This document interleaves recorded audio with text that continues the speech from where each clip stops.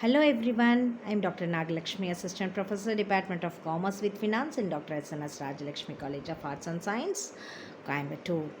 I am here to explain a concept in the course Business Correspondence in the unit Written Communication, that is report writing, and the topic Report Writing and Overview. First, we should know what is meant by report writing. Report writing is nothing but it's a crucial aspect of a written communication, especially in professional, academic, and journalistic context. It involves presenting information in a structured, objective, and clear manner to inform, analyze, or recommend actions based on facts, data, or observation. Below, I will give you an elaborate note about what is meant by report writing. Report writing is nothing but it's a written communication, and especially it is used in a professional way. Now we are supposed to see what is the meaning of report writing. Report writing refers to it is a process of compiling and presenting factual information analysis or finding in a formal organized document. So report writing means it is nothing but something is to be presented that should be a factual information. It may be an analysis or a findings that should be presented in a formal or organized document, that is said to be report writing. Unlike casual writing, reports are typically objective, evidence based, and aimed at a specific audience such as managers, stakeholders, or public. So here, this report writing is it is not like a casual writing. It is prepared and it is to be submitted, and it will be kept as an evidence for something that should be given, that is given to whom means it may be given to specific audience. The specific audiences means, that is to whom means it may be a managers, stakeholders, or the public.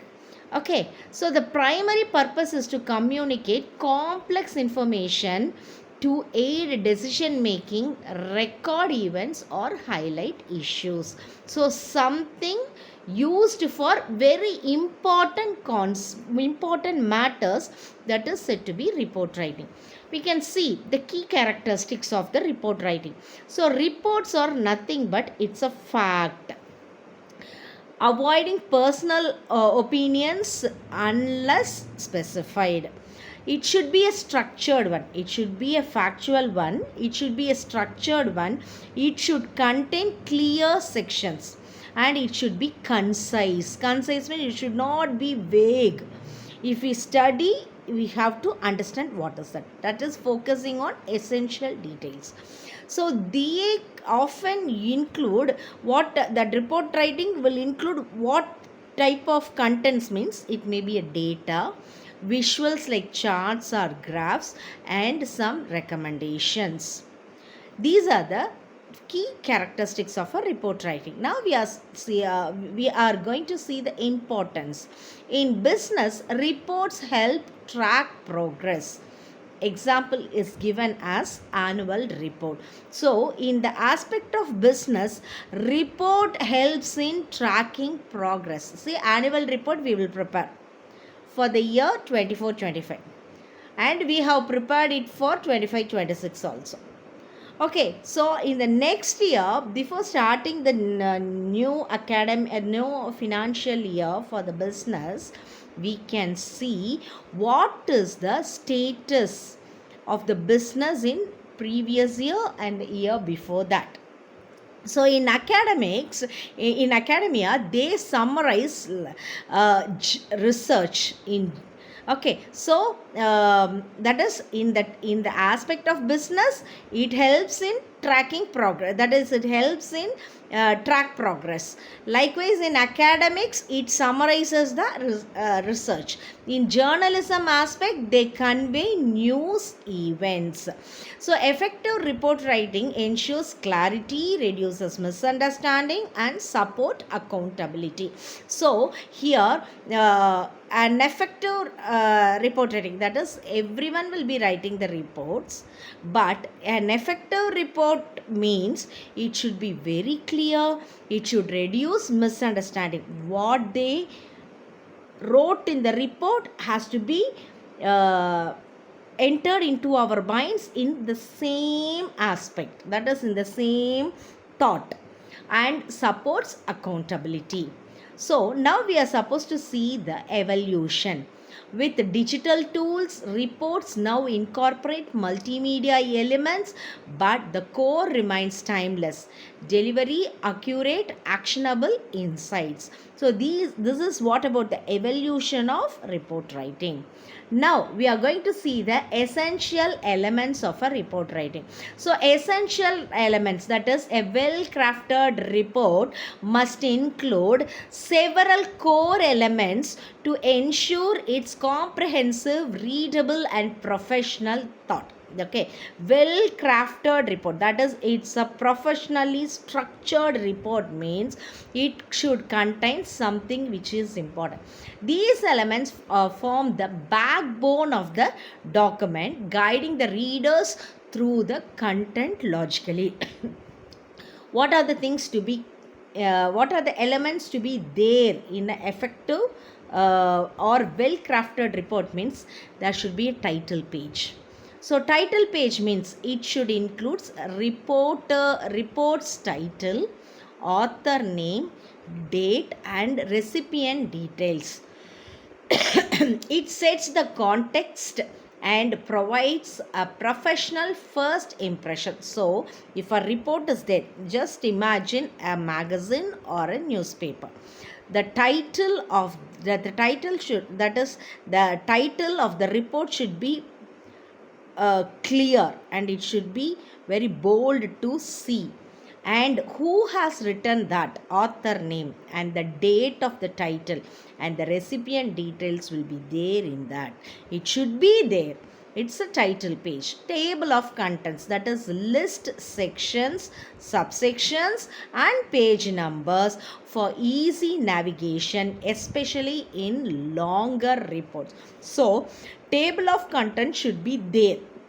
It should show what are the sections included, what are the subsections in the sections, the page numbers for each content. Everything should be there. It should be included, so it will be easy for navigation. So for one subsection, for example, I have to take one subsection, means I can see that page number, I can scroll, and I can see the content directly through this page number.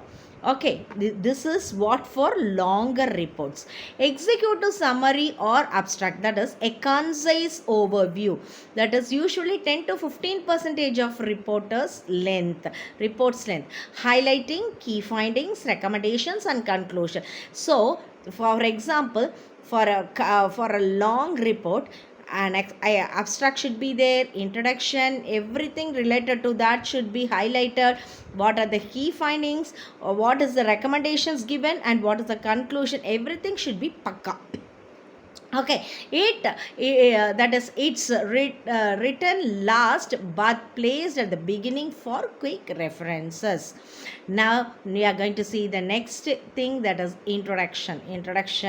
That is, defines the report's purpose. For what purpose we have written this report, what is the scope, what is the methodology, and what is the background of the report should be there in introduction part. It answers why report exists and outlines what will be covered. So by reading the introduction itself, we get an idea, this is what is this report, why is this report, for what, that is what will be there in the report, everything will be clearly picturized in the introduction part. Next is body, and that is body or main content. So body of the main content means the core section with detailed information divided into subsections will be there in the body or main content. It includes data analysis, evidences, that is statistics or codes, and logical arguments will be included. So use headlines, subheadings, that is use headings, subheadings, bullet points, and visuals for clarity. That should be included. That should be this should be the alignment for the body or the main content.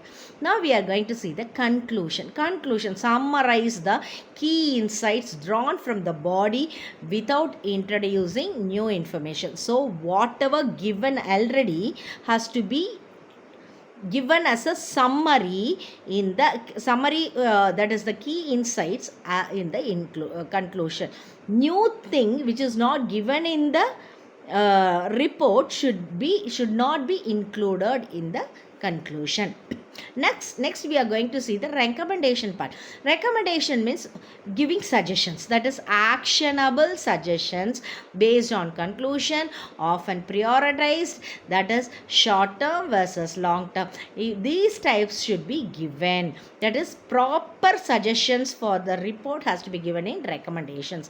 Next we have to see what is the references and bibliography, that is cite source to maintain credibility and avoid plagiarism. So here from which source we have taken some details, that sources has to be properly mentioned. Next, appendices, that is appendices means supplementary materials like raw data, questionnaire, or detailed chart that support the main content but aren't essential for primary narrative. So here if you are going to have a report based on, that is the report based on the data collected from the public, means that questionnaire or the data what we collected, how we collected from the public, then the chart used for analysis, everything should be given as a support for the main content that is said to be appendices. Next is additional tip for elements. What are the additional tips? Ensure consistency in formatting. Font spacing that should be proper as per the professional or a structured report writing. Use impartial languages and proofread for errors. So impartial languages should not be used, and before making the publication of the report, proofs has to be read in order to have a error free report. These elements should flow logically with transactions between sections. Now we are going to see what are the kinds of reports. So the reports vary based on the purpose, audience, and format. So they can be classified into several types. What are those types? Informational report, analytical report, formal versus informal report, periodic reports, special reports, technical reports, and other variances. So the choice of the report depends on the objective that is what to inform, persuade, or analyze, and the audience needs. Based on these things only we are using the kinds of reports. Thank you so much for the patience listening, and I hope that you have gained some knowledge about the overview of report writing. Thank you so much.